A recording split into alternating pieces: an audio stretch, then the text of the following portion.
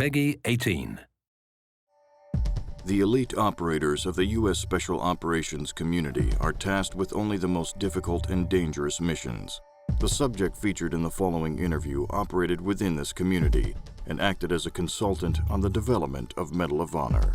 Their identity has been concealed for security purposes.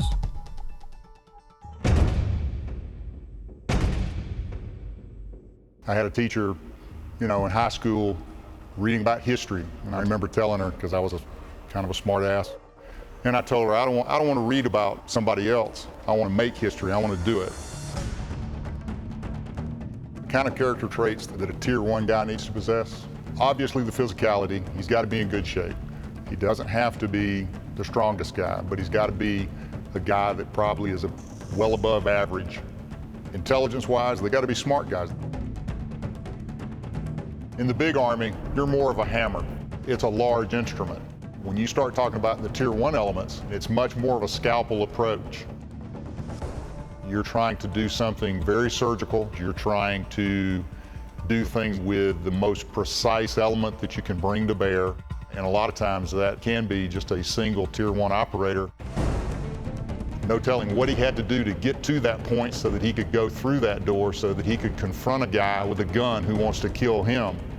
And he is going to try to, in a very surgical method, apply the very precise amount of damage to the bad guys without inflicting any damage on the hostages that may be in there. He's risking his life to save somebody else's life. He's doing it at great risk to not only himself, but his teammates. I would rather take a bullet myself than do something stupid that resulted in one of my buddies getting shot. I wish that the public in general could have an understanding of what guys do.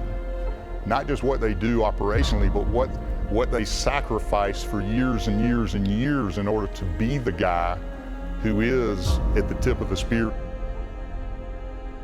For me, I'm not a very sociable person, to be quite honest. Ask my wife.